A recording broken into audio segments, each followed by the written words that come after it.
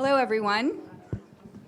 It's great to see all of you. Welcome to our program today on shedding light on donor-advised funds, pros and cons of new legislation. I wanted to welcome you here, both all of you and here in the room. Pretty packed house, and then also those watching via live stream. I know that we have people from all across the state of California and some around the country who are actually watching with us today. I've heard from many that a lot of their offices are holding watch parties as well so that folks can listen along with their colleagues. So we appreciate all you who are here with us today. I just want to introduce myself. I'm Michelle Dilworth. I am the director of Candid's regional office here in the West. If you aren't familiar with Candid, it is the newly formed nonprofit combining both Foundation Center and GuideStar, two organizations who have always shared the same values. Through research, collaboration, and training, we try to connect people who want to change the world to the resources they need to do it. We are a combined entity as of February, and we're still working on combining. As you can see from those in the room, you can see the nice Foundation Center logo in front of us, blocking the World Affairs logos.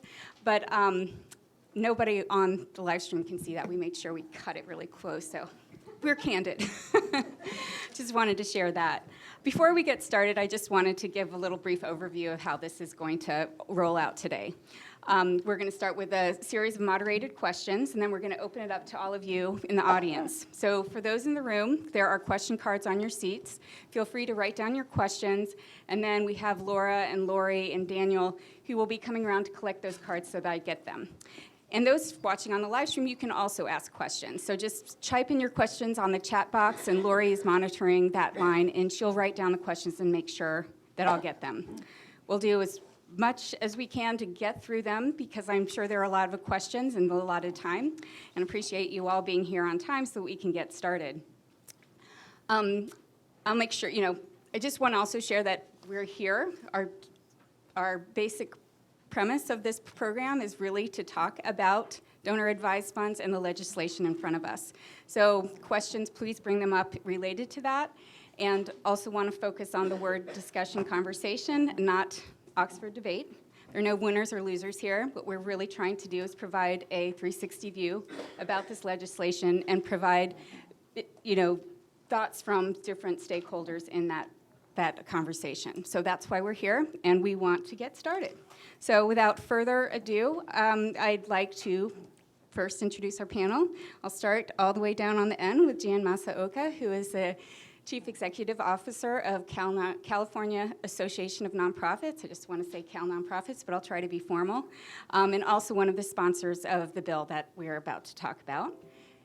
In the middle, we have Daniel Baldwin, who is the President and Chief Executive Officer of the Community Foundation of Monterey County, who also sits on the Federation of California Community Foundations Public Policy Committee. And then we have, last but certainly not least, Naguib Sumar, who is the Vice President of Philanthropic Strategies of Fidelity Charitable. I hope that you all will help me welcome them here today and thank them for their time. Thank you in advance. Thank you for being here. Michelle, I wonder if I could also say that one of the other co-sponsors Sure. of the bill is here, Brian Weinberger from NextGen.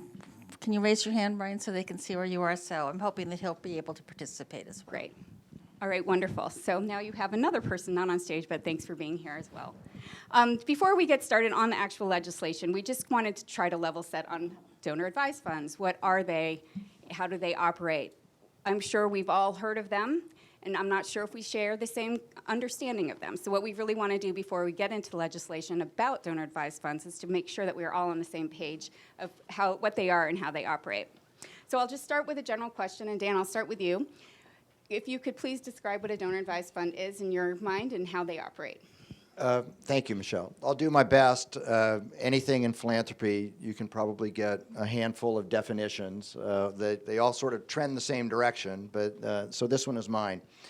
So a donor-advised fund is it's a receptacle for charitable assets that are placed there by individuals, generally in their lifetime, but it can happen in their through their estate as well, if they assign what are called successor donor advisors, and those assets are actually gifts. They're made to what are called sponsoring organizations. And so the community foundations are sponsoring organizations. Fidelity Charitable is a sponsoring organization. United Ways, universities, they've dabbled in donor advised funds as well. But I think the two that are thought of most prominently are the national providers and community foundations. So once that gift is made and a fund is created at a sponsoring organization, the donor, who is the donor advisor generally, retains the ability to recommend grants out of that fund. In our case, a fund can be started with $5,000, and but we have a lot of small funds, mid-sized funds, and we have some large funds as well. And so and then the sponsoring organizations interact with and work with those donor advisors to assist them in those recommendations and make sure that the grants that leave the fund are obviously good grants to 501c3s who are abiding by their charitable purpose. Great. Mickey, would you like to add on to that? Sure. Well, first, thanks for having me. I'm based in Boston, so I don't have a very deep network in California, so look forward to meeting all of you, and please invite me back, when it's cold in Boston and I need to escape. But I would say that the easiest way that I describe a donor advised fund is I like to call it a charitable checking account. And what we like to say at Fidelity Charitable is that we provide an Amazon-like experience to your giving in this charitable checking account. So you make the contribution to a donor advised fund, and you get the immediate tax deduction in the year that you give. And then upon that, you can immediately grant out or decide to grant over time to recommended nonprofits. And in the meantime, any sponsoring organization will invest those proceeds in any number of investment options that they have. So you have the opportunity for that money to grow over time as well. So it's become quite a popular vehicle, as you all probably are aware. Probably accounts for close to 10% of the overall charitable giving landscape now in the U.S. And I would just, I would say that it's really been an opportunity for people to kind of make giving more planful and thoughtful, and to be able to kind of think about separate kind of the tax deduction from the decision on where you would actually give. So that's just to Great. Complement that definition. Wonderful. And Jan, I wonder if you have anything to add on from your Just a preview. little bit. I mean, I think that, thank you, sorry. A little bit, I think in addition to kind of the big firms like Fidelity and Schwab and Vanguard and the community foundations, I think that also there are community foundations that are not place-based, like Horizons Foundation, Latino Foundation, that also have many donor advised funds. And a lot of the universities and environmental groups and other people also have donor advised funds. And they typically have rules, like, for example, that 20% of the fund has to go to the organization, but the other 80% can be regranted anyplace else. So there's and I also think that the field is changing. I think that was a good description of kind of where it is right now.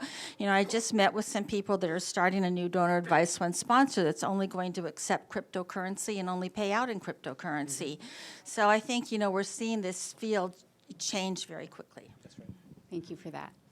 So Dan, you also mentioned the difference between different types of sponsors of donor advised funds.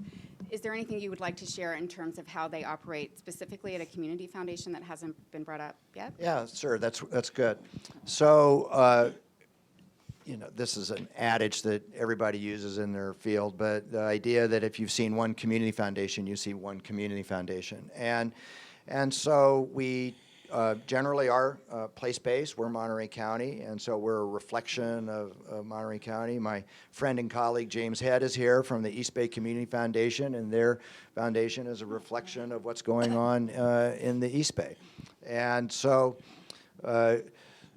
different community foundations prioritize their sort of philanthropic services differently. Some are more program-based. Others really grow through asset building and promulgation of donor advice funds and estate gifts.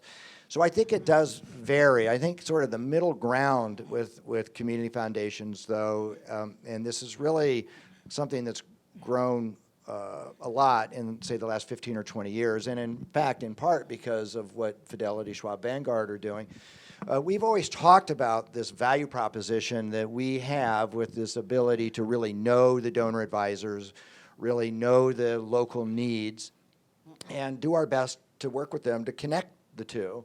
And I would say that now is far more common in our field. We have a philanthropic services department that engages. We had a Census 2020 program yesterday for donor advisors to see if they wanted to grant into our census fund so that we can distribute money out to organizations working in hard-to-count communities. So I think that's the way that middle ground of community foundations really think about their interactions with their donor advisors. Great.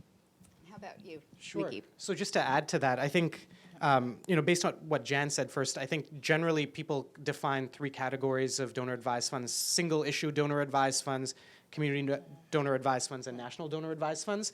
But I would argue that it's a bad definition because there is a lot of fluidity amongst those categories, and more you're seeing a convergence of services. So we're all set up the same way, right? We all have to have a charitable purpose. We're all meant to be able to be stewards of that charitable purpose and provide funds to the community.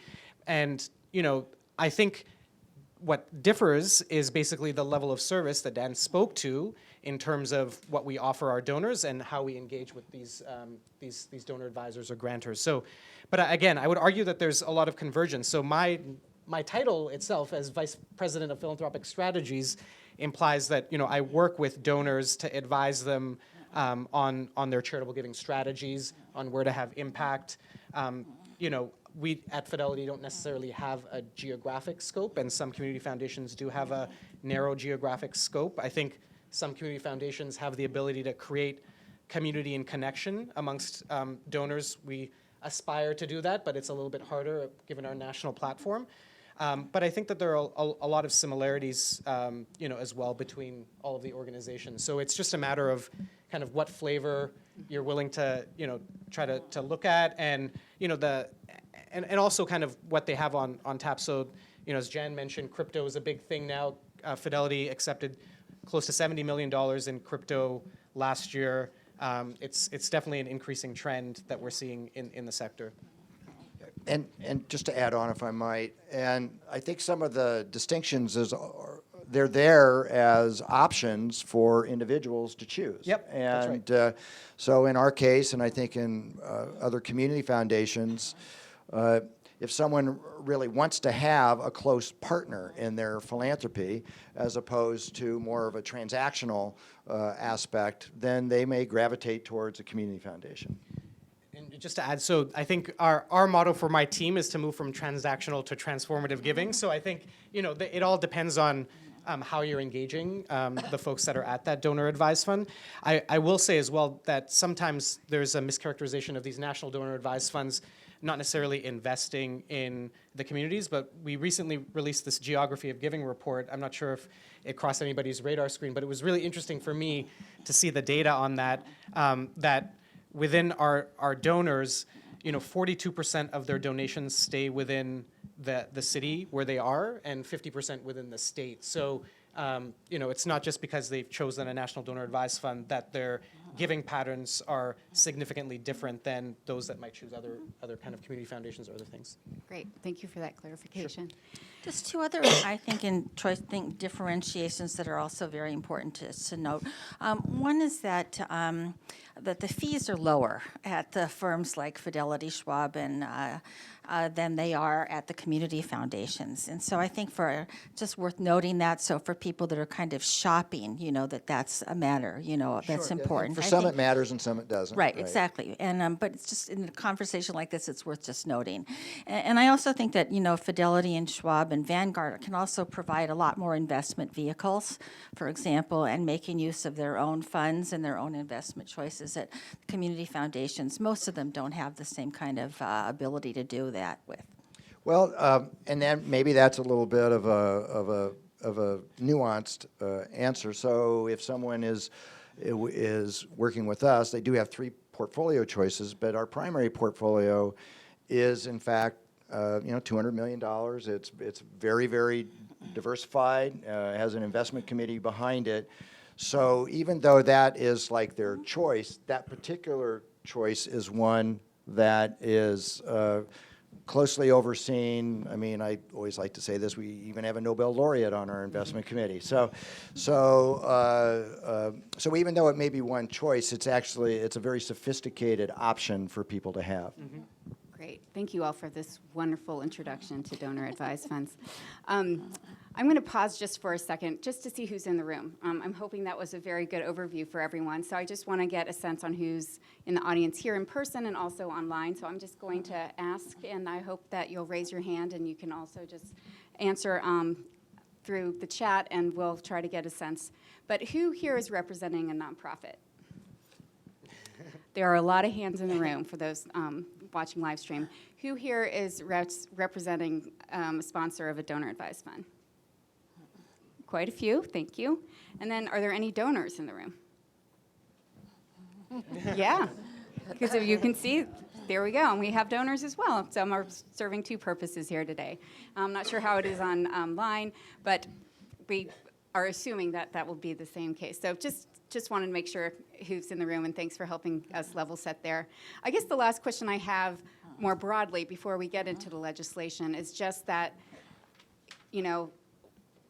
it seems to have exploded in growth, right? I mean, it seems like if you look at different reports, et cetera, they've been growing at a rapid pace for many, many years now.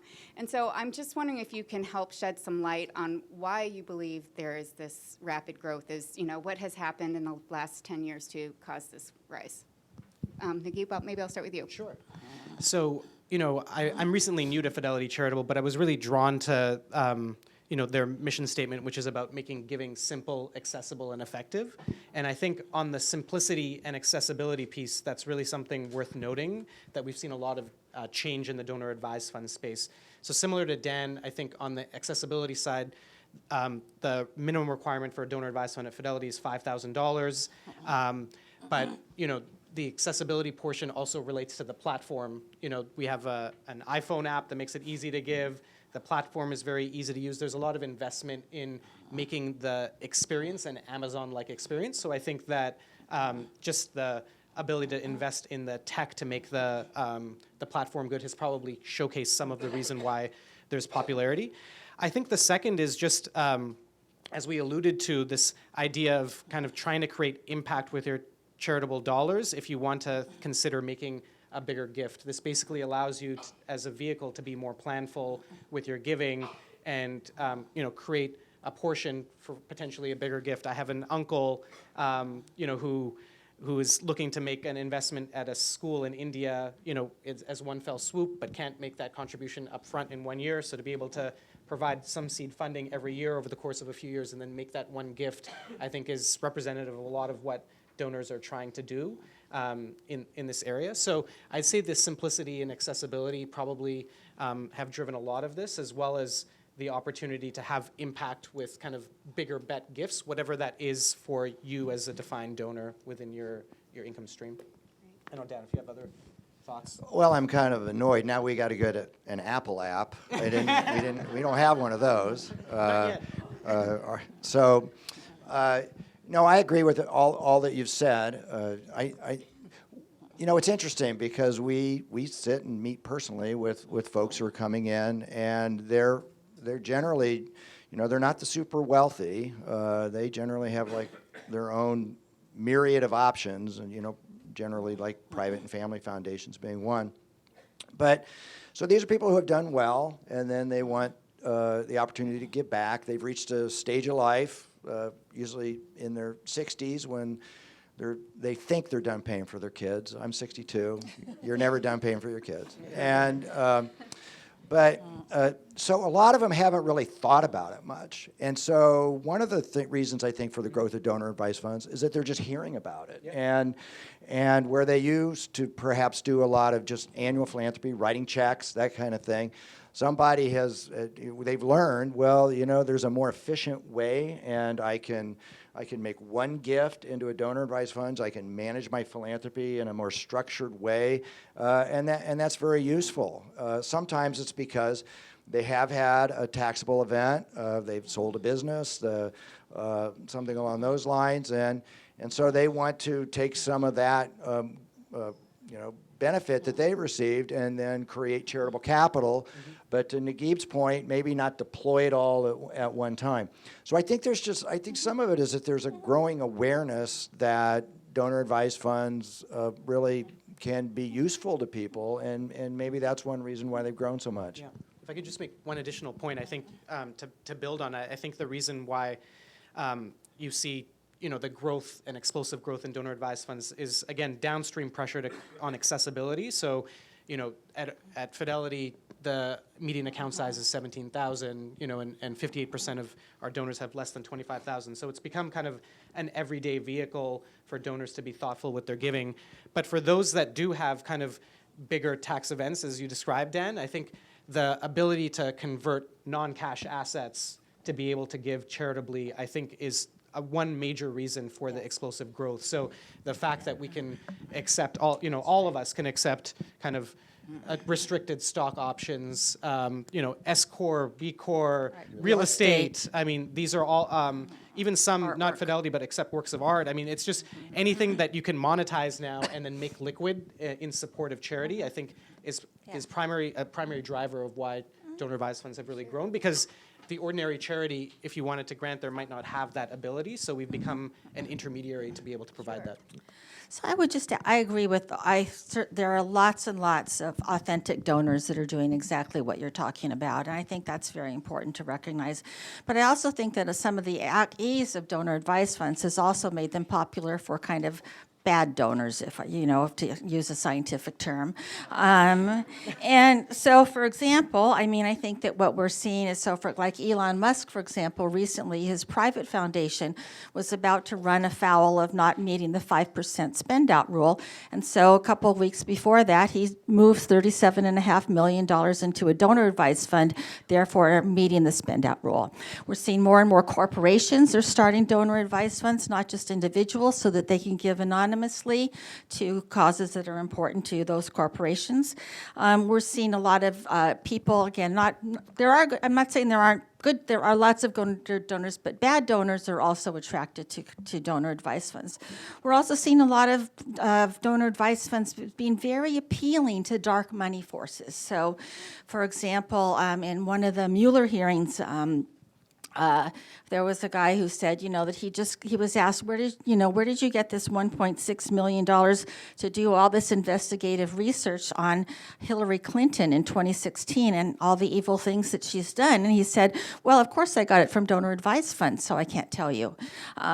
So I think that we have to see that there are these two aspects of an attractive vehicle can be attractive to both people who want to use it for good and people that don't. Great.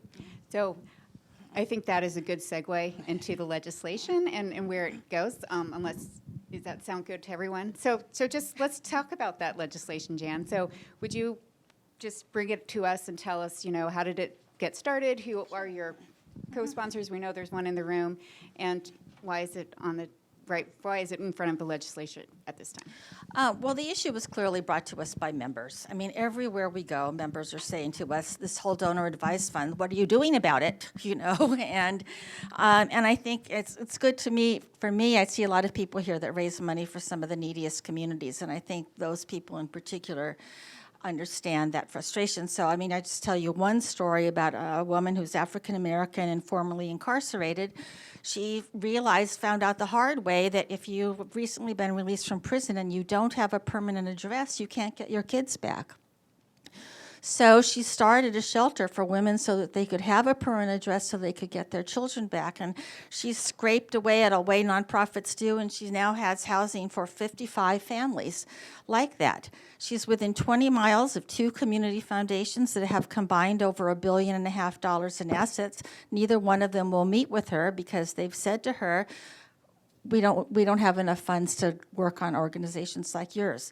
So I would say when we hear what we hear from, when we introduce legislation, one of the things, and that's why we put the exact copy of the legislation in your packets, is because nonprofits, I think, are reading it to think it means everything they could ever want. Like, we'll get zillions of dollars next week, okay? And I think the foundations are afraid that it's everything that we fear the most, okay? We're going to be put out of business and no one will give anymore, or something like that. So I want to just say that the legislation is very specifically about transparency. It does not include a single word about payout or things like that. So I want to make sure that people really do understand that. There are 3 co-sponsors to the bill. One is Cal Nonprofits, one is Next Gen, which Brian is here from, and one is Kat Taylor, who I think many people here are aware of as a philanthropist and also a banker. And like any groups of people, I would say that we have slightly different points of view. So I do think it's important to hear from different people about what those things are. But I think the thing is that what we see is a huge industry, right?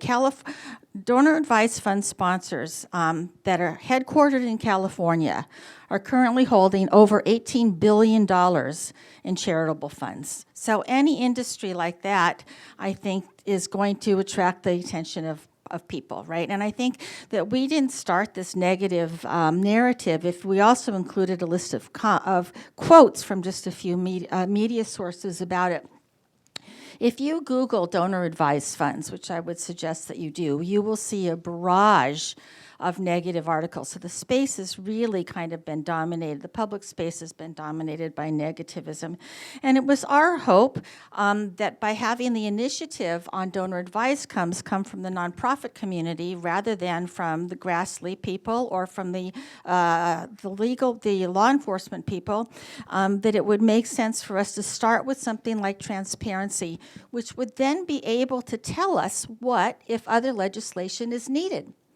So, for example, we don't know, there's so little that we know about them right now. We're very open to the fact that if we are able to see that, for example, not just funds in aggregate, but funds individually are giving out significant amounts of dollars, maybe we don't need legislation. But we don't have the data right now to show that. We actually think that more transparency will help the good guys, like the Monterey Community Foundation, be able to demonstrate that they're good, not just say they're good, all right? And to be able to demonstrate and differentiate themselves from the bad actors. And so we have also, I'd say, we also have met, I don't know, it feels like hundreds of meetings, but it probably hasn't been that many, with lots of different stakeholders. And asking, we've proposed a large number of possible amendments, and we've asked for amendments, and we continue to remain very open to discussing and negotiating amendments with everybody in sight. So I would say that that's kind of a little bit about the bill and the context for us in it. Great, thank you so much. I also just want to say, can you just give like a minute to Brian and let him tell a little bit about Next Gen perspective, because it's not identical to ours. You can do it later if you want. I think Okay, we'll Michelle. do it later. I'm sure that we might be able to get to that, but we want to just keep it focused here too. So I just wanted to let either one of the other panelists to have a say in, your view on this legislation and what it means. Well, community foundations are definitely supporters of best practices, and so we are not. We don't feel like we have anything to hide. The characterizations. You have taken an opposition point of view on the bill. Yeah. So the reason that we opposed the bill, because in the form that the bill had last year, is that the language, which has since been removed from the bill, actually sort of demonized donor advised funds and made a lot of characterizations that we didn't feel were accurate, and so it didn't provide a starting point for us to enter into a conversation if in fact there was a fundamental disagreement about the benefits of that donor advised funds create, and so that's why we took an opposed position, and the opposed position actually was also a strategy to try to put things on hold a little bit, and so now it's been made a 2-year bill. We're having this conversation right now, which is very healthy, and this is the kind of thing that we would like to have. But if this bill had gone through, we wouldn't be having this conversation right now, and allowing input and more sunshine just on the nature of the bill and the different perspectives that we have. So the League of California Community Foundations has about 31 or 32 members, and we polled them last year, and I chair the Public Policy Committee, so I was made privy to a lot of the data that came back.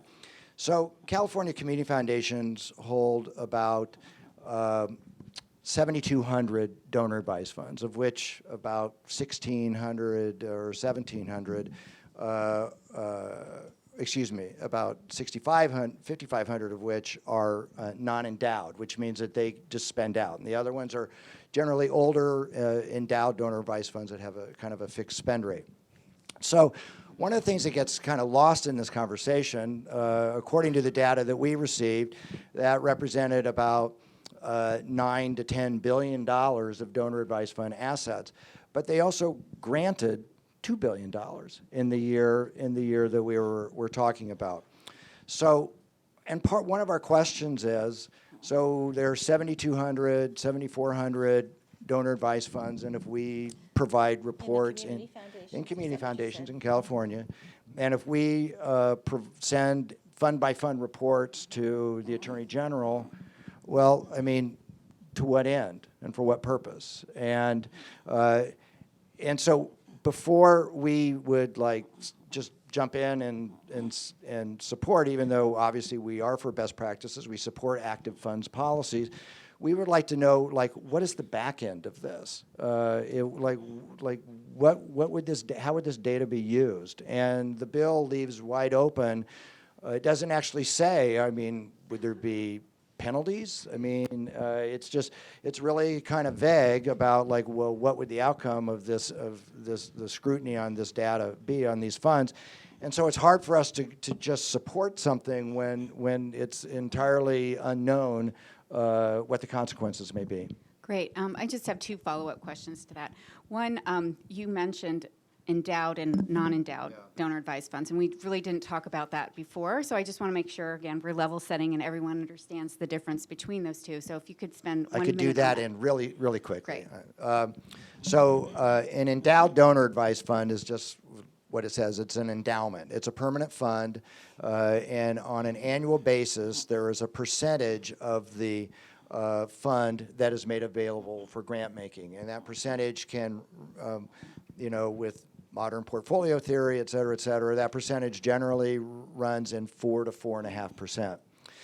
So a non-endowed donor advised fund means that the entire balance of the fund is available to be granted. And so it doesn't have any restrictions, time horizon or permanent kind of restrictions. It's just there to flow through. We just approved about $600,000 or $700,000 of grants from a donor advisor in our board meeting on Tuesday.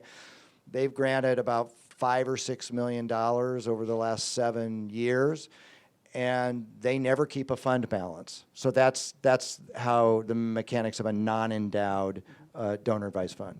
Great. And then just another follow-up question. We mentioned that there have been changes to the bill, and we're right now in this period. So I'm just curious, with where it stands now, what's your position? Well, the League of California Community Foundations doesn't actually have a position right now because the bill's been made into a 2-year bill. There's proposed language, and we won't actually know until after the first of the year what the final language is. And so we're having these kinds of conversations and wishing these conversations were being had outside of a legislative, context, but so we're just on hold and waiting to see what's going to happen and trying to, several of my colleagues met with Kat Taylor one of the sponsors, just 2 nights ago. I met with her last week, about 10 days ago, privately. So there's a wonderful, and now Jan's coming to my office in a few weeks, and there's just there's a healthy exchange going on right now. So we don't have a position at this point. Okay, great.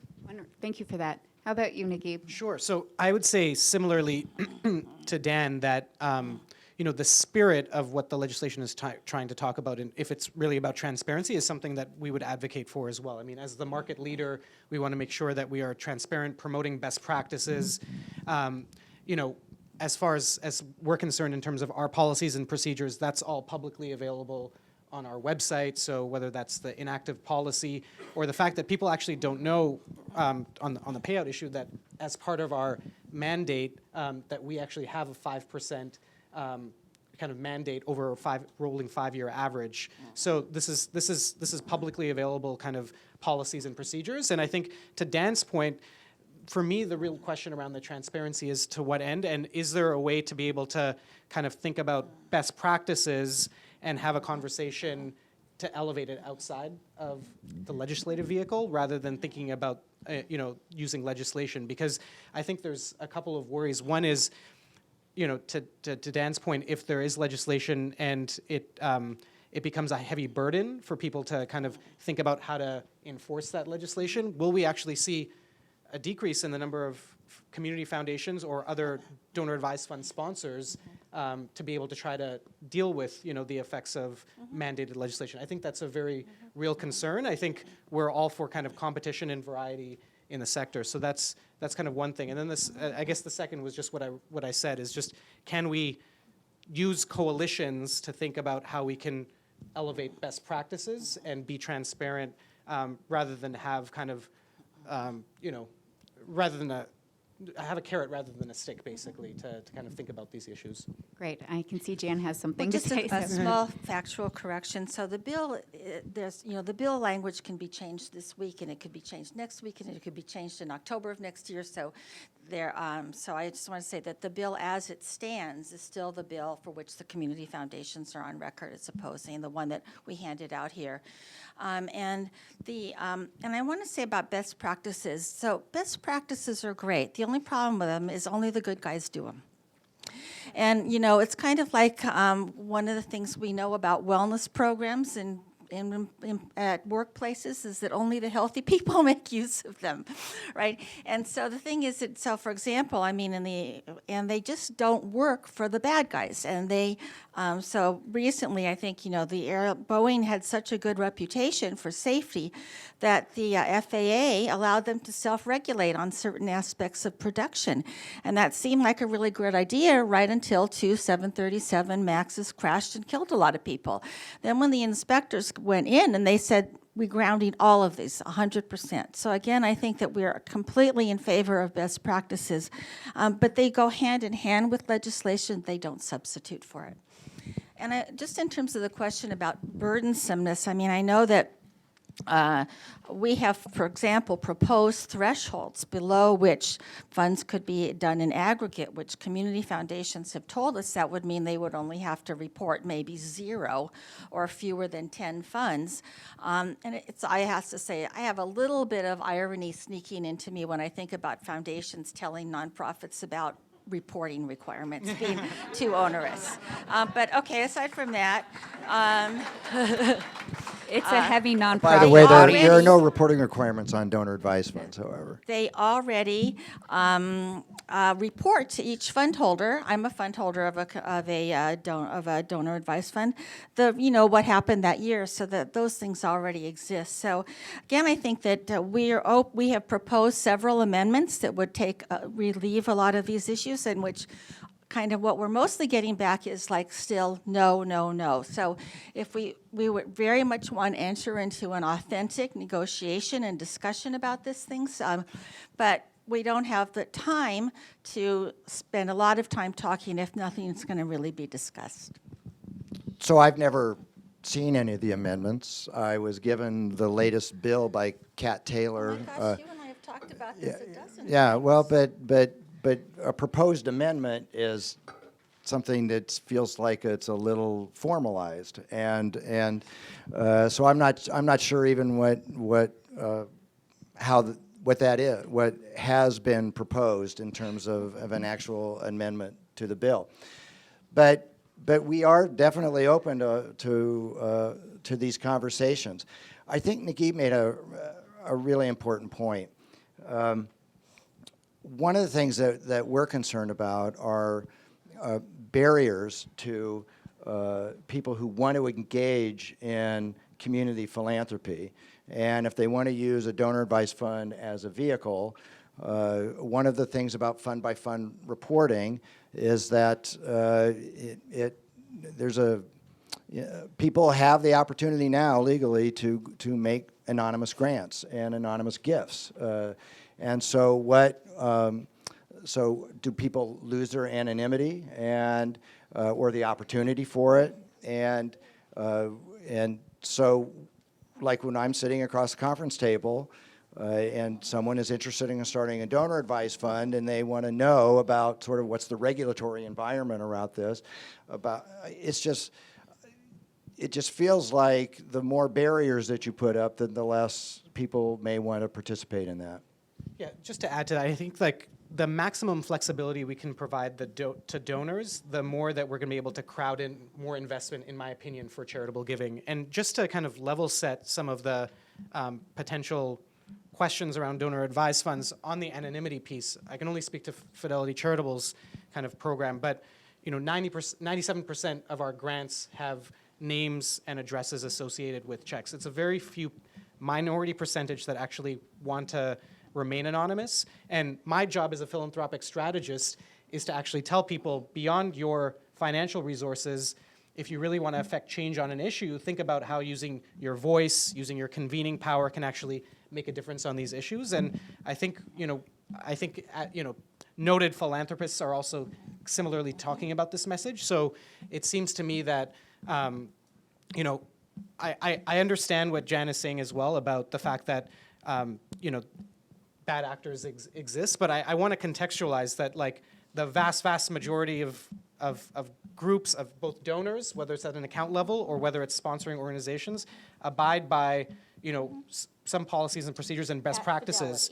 At Fidelity, and again, hopefully, our position as market leader will hopefully inform others on what those best practices should be. Great. I do want to open up for questions because I'm sure you have many. So I'm just going to give you this this invitation. If you haven't written your questions, to do that, you can raise them up, and then we have some folks in the back, Laura and Cecilia, who will come and get them. And then for those online, again, you can just put your questions into the chat box, and we'll make sure we get them. Before we do go into questions, though, I do want to just say we're having this conversation. We're talking about the legislation now that is being proposed for California, but let's have some more context on what is the national conversation, or are there other states who are looking at this as regulation, or is there a federal conversation going on right now? Can one of you please shed some light? So Jan may know more than me. I'm not aware of any other state legislation that is being promulgated, so you may be. I know Minnesota has drafted a copycat bill, and it hasn't been introduced yet, but I know that it's, I don't know what the word is, in progress or something. Okay, great. And there have, so a lot of what happened on the federal level, there was a guy, he was a Wisconsin Congressman Dave Camp. He was head of Ways and Means, and he was retiring 5-6 years ago and introduced some legislation that didn't get any traction. And so on the federal level, that's kind of where it got introduced. Jan referenced Senator Grassley on the Senate side. I'm originally from Iowa, so I've had plenty of interaction with Senator Grassley. And so there's always something percolating in the background there, but with what's the nature of what's happening in Washington now, I'm not aware that there's anything actually getting traction, but it could at some point. Are you aware of anything? I'm really not. Well, I know, Dan, you're part of us on the steering committee of a group of community foundations that is funding an effort to find a different tax exemption for community foundations to differentiate them from the commercial donor advised fund sponsors. And I know that is making not some progress, but not exactly speedy progress. And so we're continuing to watch that. We have spoken with the National Association of Charity Officials, NASCO, which I know is beginning a working group on this topic. Yesterday, we got a call from the Franchise Tax Board in California, which is very concerned about donor advised funds. They want to talk with us more about what kinds of things that they're seeing, the abuses that they're seeing, and what might be able to be done about it. So we're certainly not the sole actors in this process, and there are many people with much more political power. I know another senator, for example, has also talked with us about he would like to see in-kind non-cash contributions be prohibited from going to donor advised funds because, in his view, that there is just a lot of kind of scurrilous activity going on related to real estate and stock and artwork valuations, in addition to cryptocurrency. So there's a lot of attention from a lot of different places, and I think it behooves the nonprofit community to try to stay in the lead in this situation and not just let it all happen to us. So I would like to emphasize one point, though. When we gathered our data of those 7,400 funds held by California community foundations, and the vast majority of those, about 80-90% of those being those non-endowed funds where you can grant everything out. The average payout rate for the years that we're talking about is for our league is over 20%.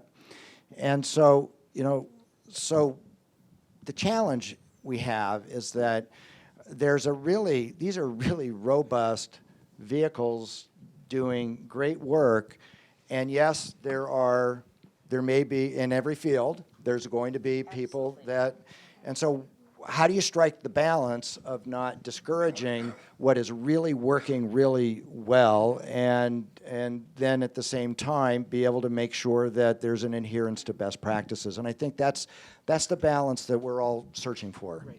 That's a great way to put it. And I'll just, since you cited some data, just my data point I wanted is to lead at least into Fidelity. your data. 23% aggregate payout rate over the last 5 years at Fidelity, and again, has grown considerably, $5.2 billion in grant making in this past year, which has actually made Fidelity the largest grant maker in the country, surpassing my old employer, the Bill and Melinda Gates Foundation, so something that I think the organization should be proud of. Could I respond to that just briefly? So I think that the Fidelity and Schwab and Vanguard have all made a lot of, have said this many times. And I think the thing is that's the trouble with aggregate reporting. So for example, let's say that I put $1 million into a donor advised fund and 9 of my friends do, so that there's $10 million in that donor, in a particular sponsor. 2 of the people out of those 10 give out 100% of what they put in. So then we're at 20% overall payout. But the fact is that 80% of the people with donor advised funds didn't give out a cent. So that's why we think that aggregate reporting may not necessarily give us the best possible picture. But and I remember also that think that Naguib the said, thing with I'm sorry, I thought you were finished.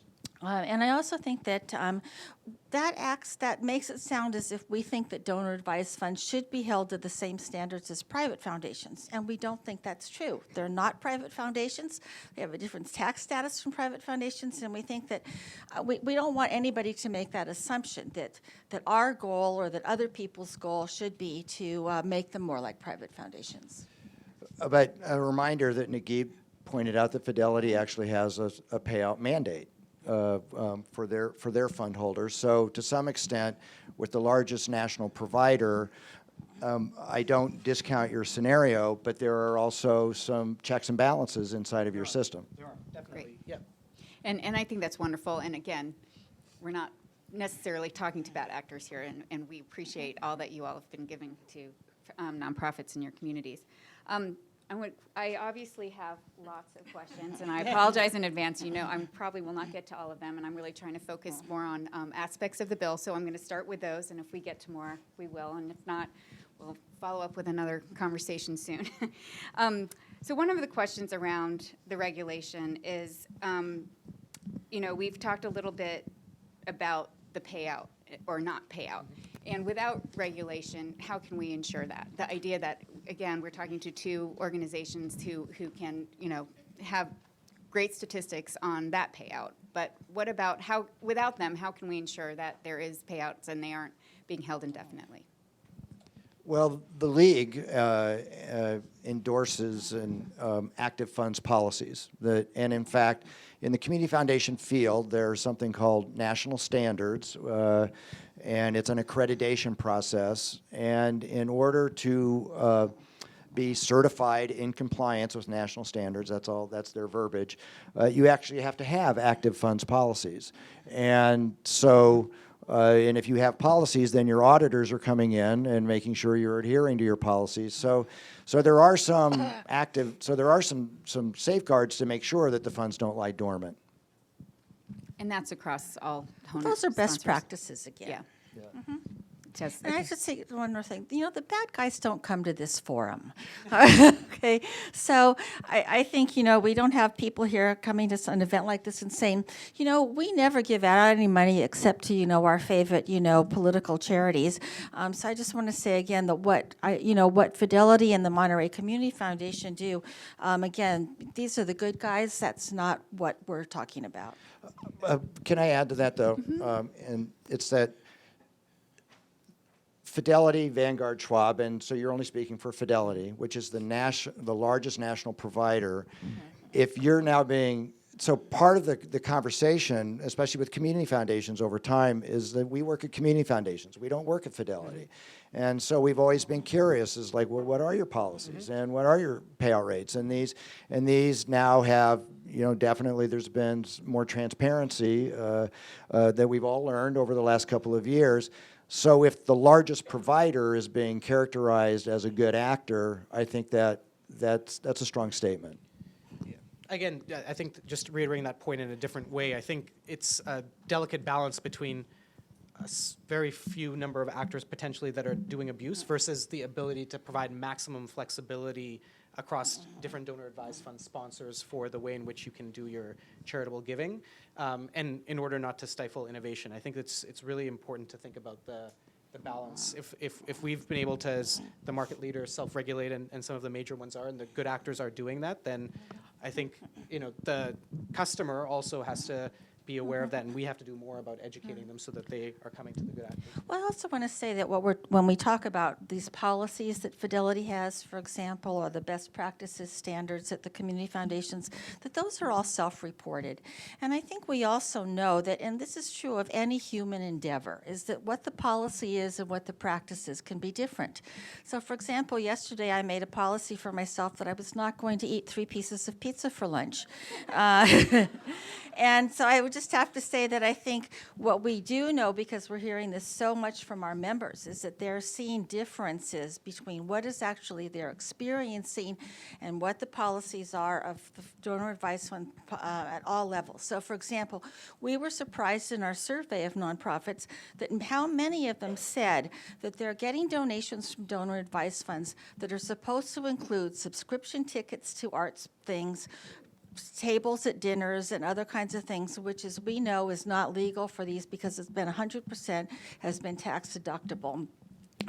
And that their efforts to contact their community foundations and the large commercial firms have just gone unanswered or rejected. That's not our business. You have to take that up with the donor. And so we were really surprised how much we heard that kind of thing, but I think we know that that's just going to happen in this world. So I think, again, better transparency would allow us to see that these things are actually happening and encourage people to do that because of that particular gap. Great. So here's a technical question. A couple of cards have noted this, or people have noted this on their cards. How does the California legislation impact national companies like Fidelity? And would it be based on the donor's address or the nonprofit where the funds end up if there's regulation here in the state of California and not federally? Sure. I mean, I think it is, we would abide by the state legislation for the donors that reside in this area. That's how it would apply. That's the easiest way to describe it right now. Okay, great. Another question. And sorry, just to add to what Jan was saying, though, I think, again, there's best practices and policies and procedures, but every nonprofit, donor advised fund, or sponsored or not, has a board of directors. They all have a fiduciary responsibility to ensure that the practices and policies are adhered to. We have an independent kind of financial audit. We have an independent board of trustees at Fidelity Charitable. So this is one mechanism, again, of self-regulation that I think we just need to make sure that is there and has been working. Great, thank you for that. So here's a question from the live stream audience. Wendy White, thank you. What kind of data is there on bad actors? Does any exist? And how much money is being held indefinitely or given inappropriately? Do we have any I didn't stats hear that on last part. How much money is what? Is being held indefinitely or given inappropriately? Well, those are exactly the kinds of things we don't know because we don't have transparency. What we do know, if you can see this in the New York Times, the Washington Post, the LA Times, everywhere, there are many published anecdotal information about pretty dreadful abuses, but we just don't know the extent of it. Great, thank you. So here's another question about specifically the legislation. And I'm not sure if there's an answer at this point, knowing that it's still in draft mode, but what are the prospects for its passage and what legislators are opposing and who are supporting? Do we have any inkling on that at this point? Well, it's very hard to. You would lose a lot of money if you started betting on any bills in the California state legislature, and even ones that you think are completely slam dunk. You never know when the governor's going to veto them. So it would be very smart not to wager anything. I think that I would say that we've had a lot of, in fact, even people from community foundations, certainly from lots of nonprofits, and many legislators have told us that they're really in favor of this bill. Many nonprofits don't feel capable of speaking out because they don't want to get in trouble with their community foundation. And even some community foundation people said, I kind of agree with what you're doing, but I can't afford to say that. So I think what we need is if we have those people actually step up, then I think that we have very strong chance of passing the bill. Passing an amended bill, I should say. And, what we are floating lots of amendments informally because, in fact, that's the way you discuss things, right, is an informal way. So the bill did not get out of committee in the first year. So, I mean, I agree with Jan. It's just very difficult to predict its fortunes because there's just a lot of moving parts and a lot of things that may affect its outcome. Great. So here's another question just about the idea of transparency. And what in the current thinking are the core set of transparency disclosures that would be part of the requirement in terms of fund size, geography, number of investments, et cetera? Is there any thought on what this best practice or what these regulations would be around transparency? Well, I just want to point out that the bill is not about those regulations and that the bill is about transparency so that we could figure out what regulations would be appropriate. And I think that goes to my earlier comment that, well, if you create legislation without actually knowing what the outcomes may be, that's going to make us really nervous. And so I think this is something that we need to, work together to sort out. Great. And just in terms of best practices, both of you all have talked about them. I guess here's a question about what is your investment policy around the assets in the fund? Knowing that one of the major critiques is giving money without it going to the community and invested in assets that create the problems charitable giving tries to solve. And if you want to just hit around the investment policies, if we want to spell them out a little bit more. Yeah, there's kind of two questions there originally, and you narrowed it down to the one. I mean, we have, investment policy statement. We have 3 portfolio choices. One is an ESG portfolio that obviously is contains products where there are filters that, that's ESG, environmental, social, and governance. Somewhere about 3 years ago, it all switched from SRI, socially responsible, to ESG. So everybody's got to have a scorecard to keep up. And then we have a primary portfolio that's just very highly diversified, and it's all in mutual funds. So we don't own any individual issues, any individual stocks. I will just be perfectly candid. I mean, what's embedded in every one of those mutual funds is very hard to recite, as a particular fund may have thousands of holdings. Yep. And so, but it's definitely something that we talk about. Our investment consultant brought us an idea recently that I just had to say, no, that's contrary to our values, and we're not going to do that. And so it's definitely out there and something that we consider. Just to add to that, I think I'll only be able to answer at a general level as well. There's 3 ways you can invest in a Fidelity Charitable DAF. You can invest in the pools that we offer, 23 mutual funds, 3 of which are impact investing kind of ESG screens. A lot of people do that. You can bring your own registered investment advisor, and they can manage the assets for you. Or for those that higher balances, you're able to invest in alternative structures like private equity and hedge funds. So we have these kind of 3 ways you can invest, your donor advised fund. But one of the things that I want to also correct that people sometimes critique national donor advised funds around is if we're making money off the investments. And just for your guys' awareness, 40% of the funds within Fidelity Charitable are managed by non-Fidelity managers in this Registered Investment Advisor program, or Donor Flex. So, we're offering as much robustness as we can. Obviously, Fidelity is a big financial services firm that has a lot of investment choice, but it's important to note the ratios of those kind of things. I think that's a really important point, and I think that's another reason why that makes donor advised funds so attractive to some donors, is because they can keep their own financial advisors who are making the decisions about where to invest. And I know that that's also true at most community foundations, not for anybody, not for like me, but for people that have larger accounts. And that's a practical matter. If we had 100, and Fidelity has a different platform, but if we had 100 investment advisors on 100 different donor advised funds, we just frankly couldn't manage that. So there's a threshold that has to be met in order to get that opportunity. Yeah. Great. So here's a question around transparency again. Is the difficulty for sponsors of DAFs to be transparent because of conflicting values of holders of DAFs? How can an institution facilitate funding on 2 sides of an issue? I'm assuming they can. I'm not sure I understand the question. So I guess the question, I believe, and I hope that I'm speaking correctly for this person, is that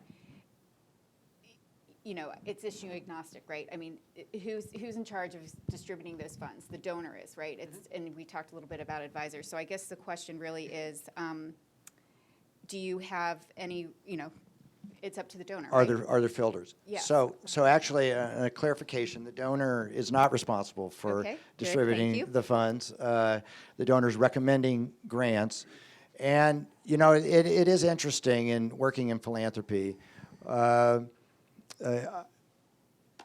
I have my political, viewpoint and my lens, and I work with people who have a very different point of view.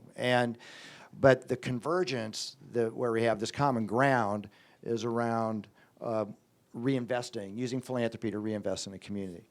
One example that we have is someone, like, if it really is about 180-degree difference, and at some point their fund, after he's passed away, is going to pay for every nursing student to go to Cal State Monterey Bay, and but in terms of what filters might get used and around grants. I guess the lead in here is that we do have to respect that different people have different points of view. And so really the litmus comes down to, is it a 501c3? And so is it working for a charitable purpose? We look at every grant. We know every grantee, and if we don't know the grantee, we're going to research the grantee. And so, no, we don't impose a community foundation set of values. It's more just like the legality of the organization, or the standing of the organization to where the grant's going. No, Same. Mashad, Okay. IRS eligible charity, you know, Right. they're the ones kind of enforcing whether or not something is fulfilling charitable But purpose or not. there's so many nuances inside that. You can get in a 5-hour debate in our community on animal welfare organizations. And so it isn't like always at the whether it's pro-choice, or pro-life organizations. It slices many different ways inside a community. And sorry, 5 hours on that topic seems short. I was trying to be conservative, thank you. just one other addition, just that question prompted me to remind me, part of it I thought related to how your investment choices can also align with your grant making. And I think that's another increasing trend that we see in the industry is the ability to, as we said, have impact investing options, do these ESG screens. We've, at Fidelity, just recently offered the ability to do recoverable grants. That's the terminology that we use, but essentially no-cost loans to organizations. And that's another way in which I think people are able to use their balance to fulfill the mission and the passion of the issues that they care about. Great. So here's another one for both of the sponsors.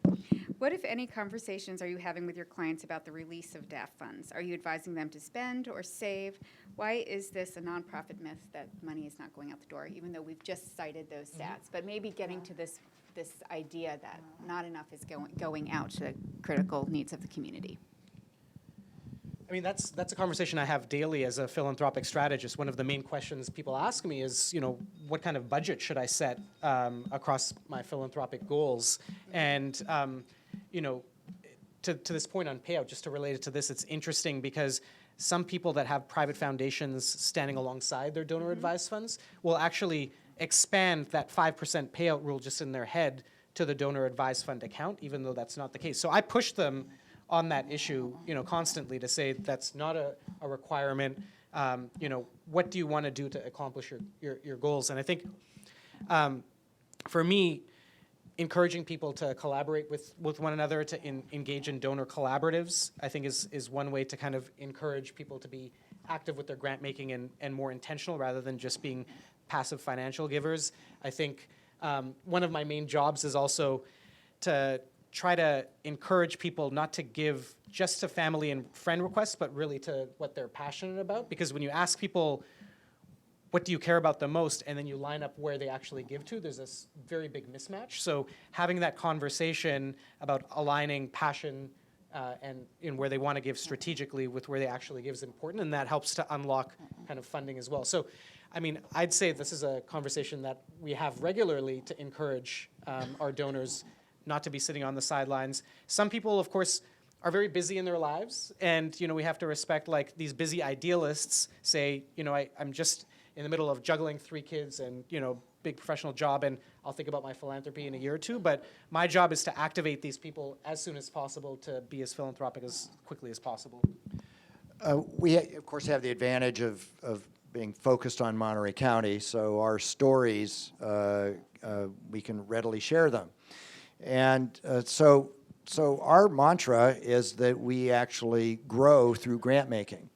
So we lead with grant making. And so that's actually our asset growth strategy, is to give more money away. And because impact will attract resources. So we are actively encouraging grant making. As I mentioned, we held a program just yesterday to get donor advisors to invest in census work in Monterey County. Several years ago, we had some large endowed donor advised funds that were, from older ones from back in the day when that was kind of like the strategy of community foundations. And I say we, Christine Dawson, my partner, and this is sitting over here. So we went around to several of these donor advisors and asked and it has to be the living donor, the person who put the money in the fund, would you like to convert this from an endowed donor advice fund where you have this minimal annual payout rate to a non-endowed fund where all the grant making, all the capital is there for you to be used? And as you can imagine, the board of directors at the foundation is like, oh my goodness, all the money is just going to go out the door. And I said, no, I don't think that's what's going to happen. And the funds that got converted within 2 years had combined fund balances that were like $12 million higher than they as non-endowed funds, and it had been in endowed funds because they were excited. They were active vehicles. They were using them. So we actually promote grant making, and we think that that creates energy and it attracts more people to want to get involved. Great. Jan, do you have anything to say about that? I think it's great that you promote grant making. Yay. I just say that. Everybody did. Yeah. Well, and I hope things like the Giving Pledge, this effort by Bill, Melinda, and Warren Buffett to Which get is the world's wealthiest to give away half their wealth The during their Giving lifetime. Pledge is probably Exhibit A in the difference between stated aims and actual practice. Well, this is another debate for another time, Yes, right? that's not- Which I'm happy to talk about. But I think, Yeah. I think Right.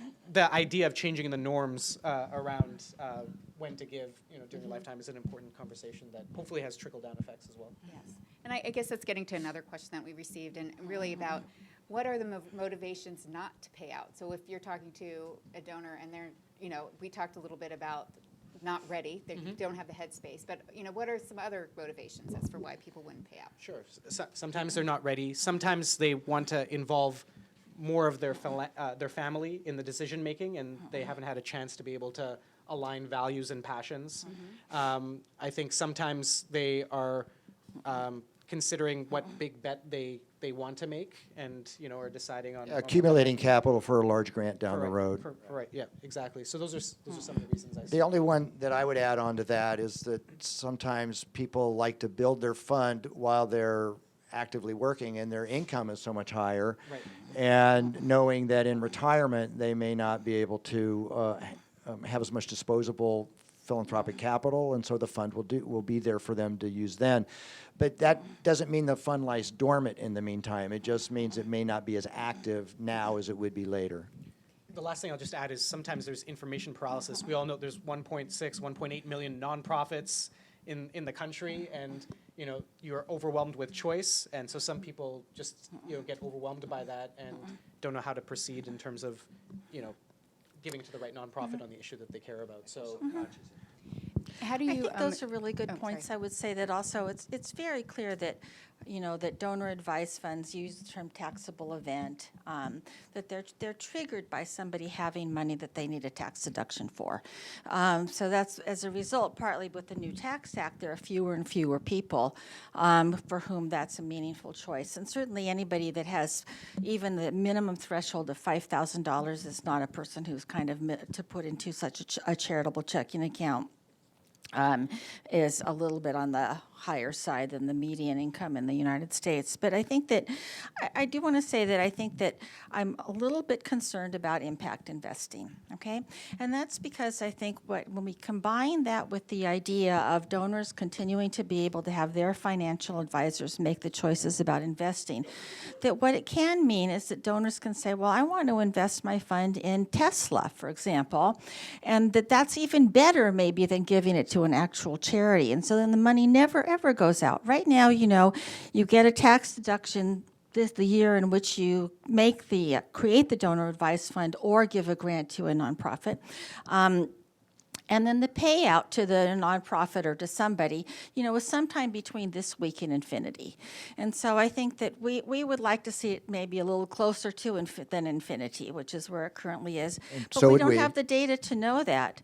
And I also think that, but I do think that this area where people are controlling the investments and where they're being encouraged to think of that as equally or even better choice than giving to active nonprofits, that's something that we're worried about. I'm actually not, I'm not aware of that.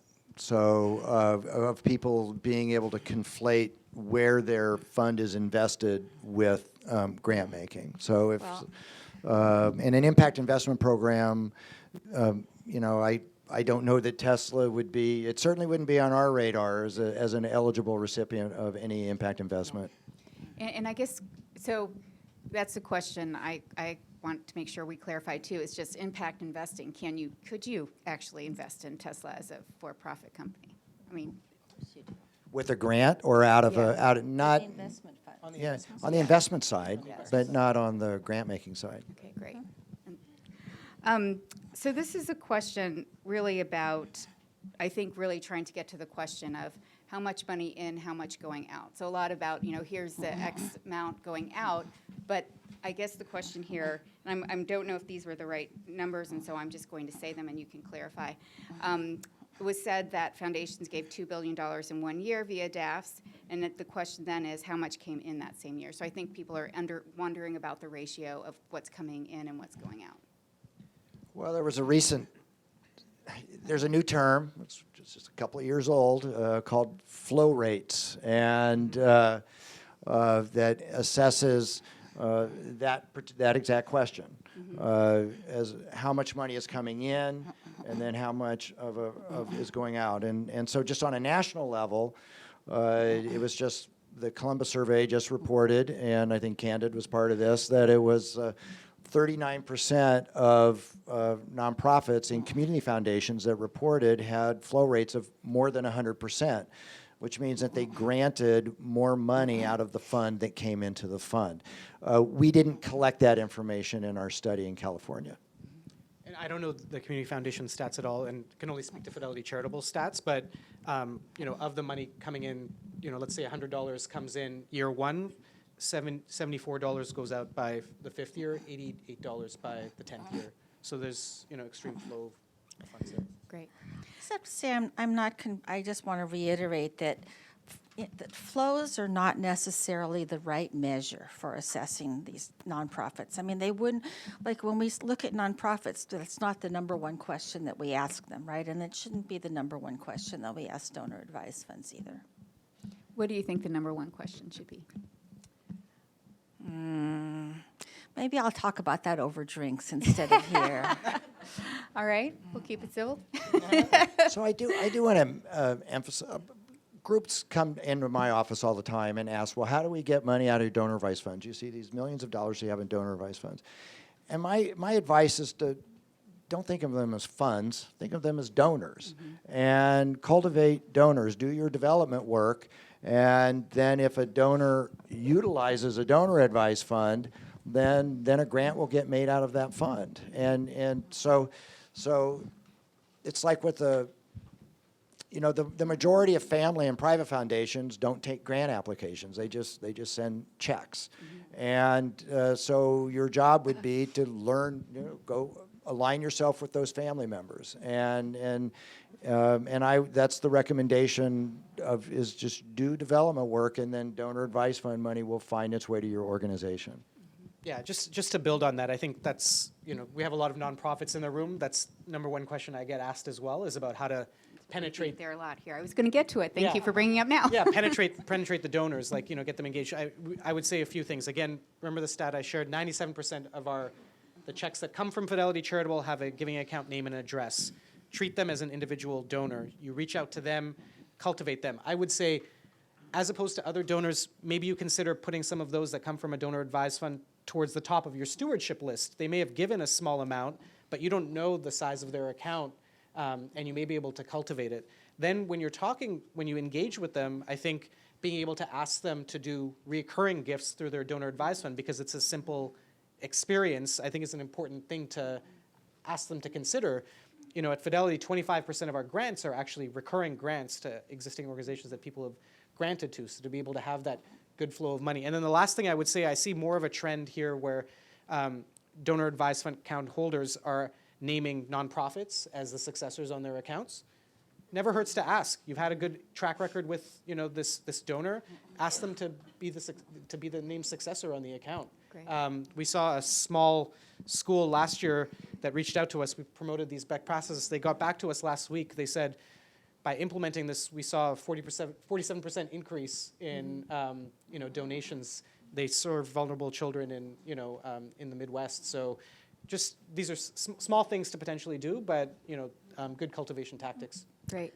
Can I just Yeah, ask just- one follow-up question, all right. just about the idea of becoming a successor? Just, again, make sure we all understand what that means. Could Yep. you describe that a little bit more? Sure. So, you know, when you have a donor advised fund account, assuming on the primary account holder's death, there has to be, you know, some sort of instruction on what to do, and so the instruction can be to name another family member or friend as the successor, or to name a nonprofit. So similarly, just how you have a 401k and you name a successor for a donor advised fund account, you can have a successor named individual or nonprofit. It's most of the time, if there's a successor that's an individual, it'll be like the child or the children of the donors. But they can also just have the whatever remaining funds are in the account, establish a fund to support a particular organization, or they can give instructions just to spend it all out. And so we have those conversations on the front end with all donor advisors when they're opening a fund. Great. One of the supporters of this bill, in addition to the co-sponsors, is also the Women's Foundation of California and United Ways of California, but also a group called Resource Generation, which is a group mostly in LA that is more about young people of color with who are wealthy. And one of the things that they've talked to us about is that many of them, they didn't even realize that their families didn't have a family foundation. They have a DAF. And they would always say, well, you know, we'll just split up the DAF among the kids and like all these kinds of things. And it's talked about as a foundation. So it is really, I think, reinforcing what you had said and agree about. It's a charitable checking account. And that's how donors view it. Great. But need to make sure when you say, for clarification's sake, and I know that's not what you were suggesting, but when you say split it up amongst the kids don't get the money. The kids get the ability to make recommend investment, grants out of the The money's remaining irrevocable assets. to charity. Right. Correct. So. Great. So I have a follow-up question on something that you had said, just because I think it is getting to the number one question: how can we or many fundraisers connect with donors? And so I appreciate the things that have come up.